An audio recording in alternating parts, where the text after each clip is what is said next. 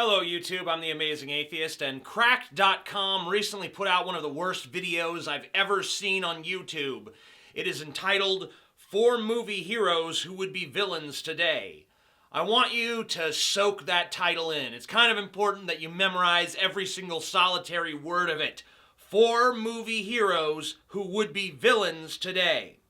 Now I'm going to try not to play too many clips from their video because they're very, very painful.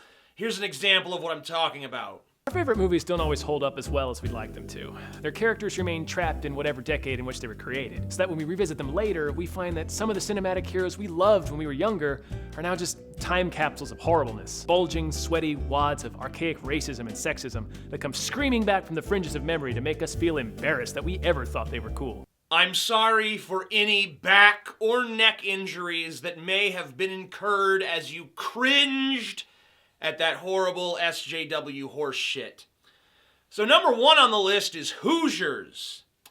That's not a hero. That's the name of a movie. I mean, I guess you could say it was also the name of the team. Was it the name of the team? I don't know. I've never seen the fucking movie. So, what's the issue with Hoosiers? Well, apparently it's racist because it's set in Indiana in 1951 and it's about a high school basketball team. And guess what? Indiana didn't have desegregated high schools in 1951. There was segregated. Black kids and white kids couldn't go to school together back then. And apparently that's this movie's fault somehow. You know what I noticed last time I watched Hoosiers? This is the team Gene Hackman beats. And why does that matter? Well, because hell, the final game of the movie is played in Indianapolis, and in 1950s Indianapolis, there was exactly one high school that accepted black students. Crispus Attucks High School, the first all-black high school in the city's history. Crispus Attucks, incidentally, was defeated by the real-life Milan High School team during the historic championship season that Hoosiers is based on, but then went on to win back-to-back state championships. Kinda sounds like that should have been the f***ing movie. And to make things even more scandalous, the team that the Hoosiers, is Hoosiers the name of the team? Yeah, right? The team the Hoosiers beat, it has black kids on it. Wow, they're the real heroes because they're black. But no, instead we wind up cheering for the team of ass trash who beats them. Now I know it didn't seem that way when we were little because school sports are so important to you and also the movie is ostensibly heartwarming, but Hickory is a town full of shitty people. I think it's pretty disgusting to say that the characters in a film are villains just because they happened to live in a time that doesn't share the moral values and sensibilities of today.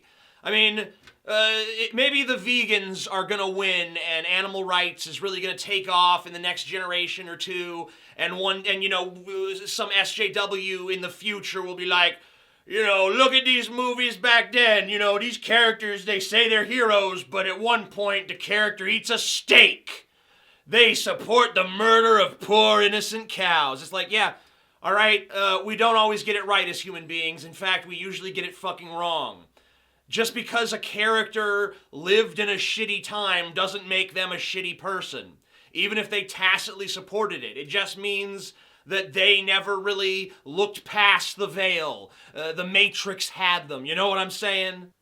I mean, what it really boils down to for these cracked assholes is that this movie is racist because it didn't choose to tell a story explicitly about race.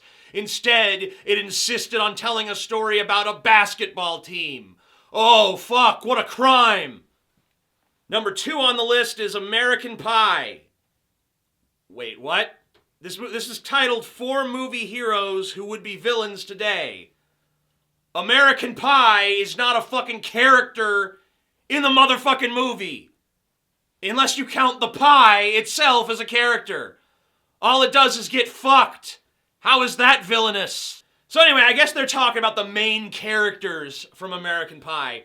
Were they ever presented as heroes, by the way? You know, there's a difference between being protagonists and being heroes. They were the main characters. They were never portrayed as like, these are great moral agents of good. That was never pushed upon the audience in any way whatsoever. There's even a wacky scene where the gang broadcasts a masturbating foreign exchange student on the internet, so everyone in the school can follow along at home and form a daisy chain of masturbation that can probably be seen from space. Here's what never occurred to me when I was a teenager in the halcyon days of the summer of 1999. Nadia, the foreign exchange student in question, has no idea if she was being recorded. She certainly never consented to having a video of her flicking one out streamed across the internet. In the following scene, we find out from our heroes that Nadia's American sponsors were so upset about the video that they put her on a plane back to her home country. She got kicked out of high school and America 3 weeks before graduation because a couple of chowderheads illegally videotaped her and spread the images across the internet without her knowledge. And they show zero remorse for it. The only reason Jim feels bad is because this means he is now no longer able to have sex with her. Now, you know, lots of things happen in comedies, and in fact in movies in general, that would not be acceptable to us in real life, okay? Like in Happy Gilmore, the hero literally picks a fight and beats the shit out of an old man, Bob Barker, the host at the time of The Price is Right. Now, Bob Barker does come back and kick his ass, but it doesn't really change the fact that if in real life some professional athlete who was young started a fight with a pudgy fucking game show host who was old, no one's gonna be like, yeah, I'm on his side. You know why no one gives a fuck? Because it's a fucking comedy, alright? It's meant to be, oh, it's edgy and it's pushing buttons and shit. That's what it's supposed to do. Dumb and Dumber, the main characters spend millions of dollars of someone else's money, or $1 million of someone else's money. Wedding Crashers, the entire premise of that movie is two guys crashing weddings that they weren't invited to so they can meet chicks and have sex with them. I'm surprised that wasn't on this list. I mean, the Blues Brothers, all those fuckers do is commit fucking crimes. That's why the cops are always on their ass. Bill and Ted's Excellent Adventure. Let's give two dim-witted, possibly stoner rocker guys a time machine and let them just go hog wild throughout history. Would anyone fucking support that in real life? Of course not!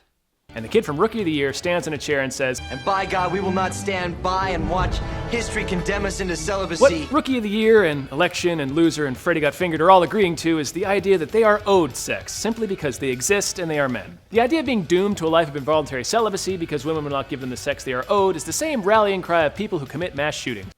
Wow, really? That's like saying guys who put gas in their car would just as easily put gas in a room filled with Jews. They're practically fucking Nazis. What do you mean they're entitled to women's bodies? Just because they make a speech about how they want to get laid? You mean like how every sexually reproductive organism on the planet wants to get laid? Like the same way that it's like our biological imperative to pass our genes on to the next generation? I mean, if you have a sex drive, even if you're not explicitly trying to reproduce, the reason you have a sex drive is because evolution has imbued you with it for the purpose of making you reproduce. Now, we're more clever than evolution. Well, some of us are. That's why we invented condoms. That's why we figured out that we should be fucking each other in the butts and in the mouth and just leave the pussy alone, because that's the danger hole. Unless you got the cock sleeve on. Then you don't have any kids. And remember, children are the worst STD of all. But the question is wanting to have sex with girls really like feeling entitled to them? No. The answer is just no, it's not. I mean, what guy doesn't want to get laid? I mean, there's some people out there who are asexual, whatever. They're a very fucking small minority. Most dudes are not going to be like, you know what? I'm never going to get laid, and that doesn't bother me in the fucking slightest. I'm totally cool with this. What? Number 3 on the list is Superbad. Here's the reason. Things take a turn for the hilarious when they're invited to a party, and Jonah Hill makes it his singular mission to get Emma Stone so drunk at said party that he can have sex with her. Wow, that one doesn't even need to be unpacked. It's just immediately, obviously terrible, like a racist old Looney Tunes cartoon. It seems weird, but this didn't really stick out as criminally predacious back in 2007. All the trailers make it explicitly clear that Jonah Hill intended to embark on a spirited evening of date rape. You know when you hear girls saying like, oh, I was so gone last night, I shouldn't have slept with that guy. We could be that mistake. Yeah, you gotta love the SJW logic wherein having sex with a drunk girl is rape, because as we all know, Girls have no agency. They have no ability to make their own fucking decisions. I mean, let's think about this. If a girl gets drunk and drives and runs over a bunch of school kids, no one's like, well, she was drunk. Her judgment was impaired. This isn't really, it's really the kid's fault for standing in her way. If a girl gets drunk and murders another girl, no one says, well, she was too drunk to understand what she was doing, so not guilty. But if a girl gets drunk and decides to have sex with a guy, and then the next day she's like, oh my God, I can't believe I fucked this guy. He's horrible. He looks like a fucking cave beast. You know, she wakes up next to Brett Keane or something. It's horrible. She doesn't like it. But it's not rape. And you think the same thing doesn't happen to guys? Where do you think the term beer goggles comes from? You know, it's from when you're drunk and you see a hot chick and you go and you fuck her, and then the next day you wake up and you look at her and she fucking it looks like Danny DeVito's twin sister or something. You know, it happens. But guys don't go, oh my God, I was raped. They go, oh my God, I made a shitty decision because I was too drunk. If you get drunk, if you choose to get drunk, and then while drunk you choose to do something regrettable, it was still your fucking choice. Dumbass motherfucker. Number 4 is Dirty Harry, once again because it's racist. The Do You Feel Lucky scene is one of the most iconic parts of any movie, and it's about a white police officer pointing his gun into the face of an unarmed black suspect in the middle of a busy street in broad daylight. Dirty Harry's the kind of police officer we make hashtags about nowadays. It wasn't like this black suspect was an innocent fucking victim.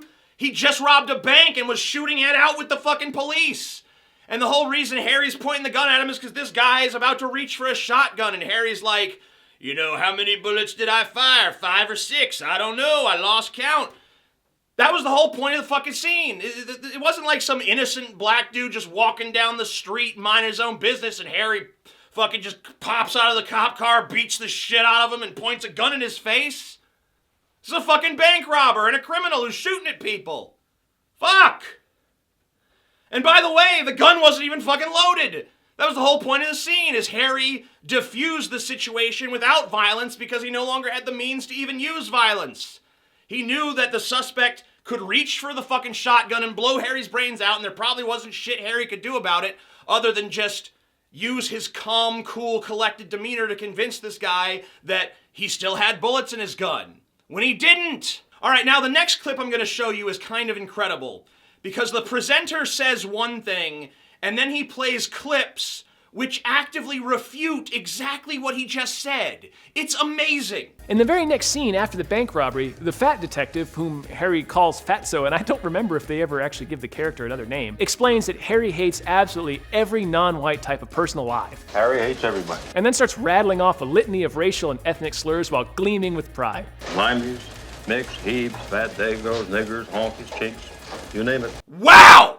I mean, the presenter, who I'm glad I don't know his fucking name, I'm glad Cracked was merciful enough not to tell me who the fuck this little weasel is.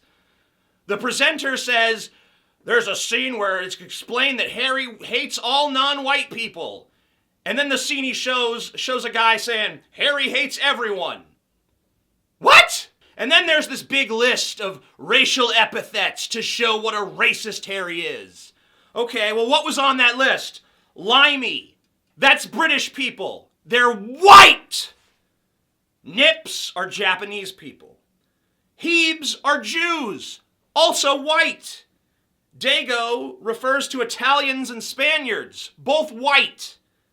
Niggers are, of course, black. Honky is just a generalized racial epithet for white people in general, all of white people. Chinks are, of course, Chinese. So, of the 7 racial epithets this guy goes through, 4 of them, as in the fucking majority, refer to white people. So how is that proof that Harry hates all non-white people?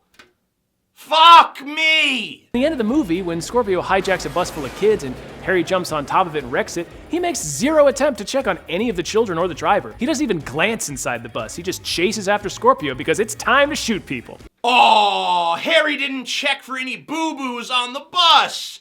Maybe it's because he was too busy chasing down a serial killer with a child hostage, you fucking moron! Even when Scorpio takes another child as a human shield, shooting the bad guy is more important to Dirty Harry than making sure the kid doesn't get obliterated. Shooting the bad guy is what kept the kid from getting obliterated. What should Harry have done? Let the serial killer go and just take his child hostage with him? Does that seem like the wise course of action? No. If you know that you're a good enough marksman to shoot the motherfucker that is holding a child hostage, you take that fucking shot. It was the right thing to do, you fucking idiot piece of shit. So basically, this entire list is just bullshit from start to finish. Starts out as bullshit, ends up as bullshit, and in between is a big fucking heaping serving of bullshit. I can't believe this video exists. It's hideous, it's evil, it's wrong. I'm the Amazing Atheist. Peace the fuck out.